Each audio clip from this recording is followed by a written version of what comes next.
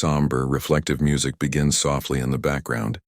Have you ever felt the weight of a parent's sacrifice? Not just the big obvious things, but the quiet everyday battles they fight just for you? This is a story about a boy named Leo and his mom, Sarah, and it's a story that will stay with you. Leo's world was his mom.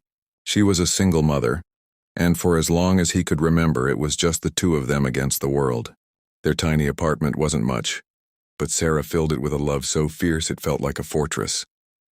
She worked 2 jobs, sometimes 3. He remembers the smell of disinfectant from her cleaning job clinging to her clothes when she'd come home late. Exhausted, but always with a smile for him. She'd sit with him while he did his homework, her eyes heavy with sleep, but her voice steady as she helped him with his multiplication tables. "You're going to be someone important, Leo," she'd whisper, stroking his hair. "You're going to do things I could only dream of." That was her mantra, her fuel. Every dollar she saved, every extra shift she took, it was all for his future. For his escape, and Leo didn't disappoint. He worked hard, fueled by the image of his mother's tired hands. He got the scholarship, he went to college. The phone calls home were his lifeline. He'd tell her about his classes, his new friends, his dreams of becoming an architect, and he could hear the pride in her voice, a bright, shining thing that cut through the crackle of the phone line. "That's my boy," she'd say, her voice thick with emotion. Years passed. Leo graduated at the top of his class. He landed a prestigious job at a top firm in the city. The first thing he did, he bought a house. Not for him, but for her. A beautiful little house with a garden, just like she'd always dreamed of. He drove for hours, the deed clutched in his hand like a winning lottery ticket. He imagined the look on her face, the tears of joy, the culmination of all her sacrifices.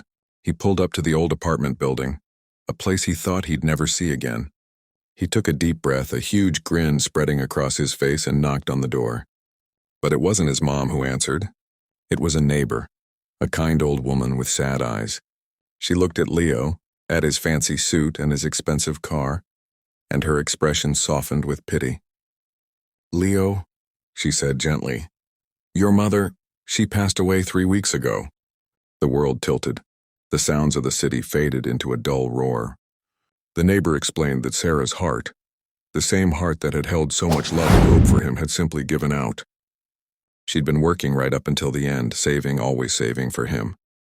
She never even told him she was sick. She didn't want him to worry. She didn't want anything to distract him from the finish line. Leo stood there on the cracked pavement of his past, clutching the deed to a future his mother would never see.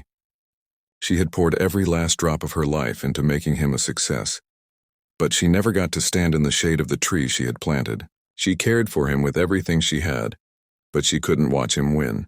And in that devastating silent moment, Leo finally understood the true heartbreaking cost of his mother's love.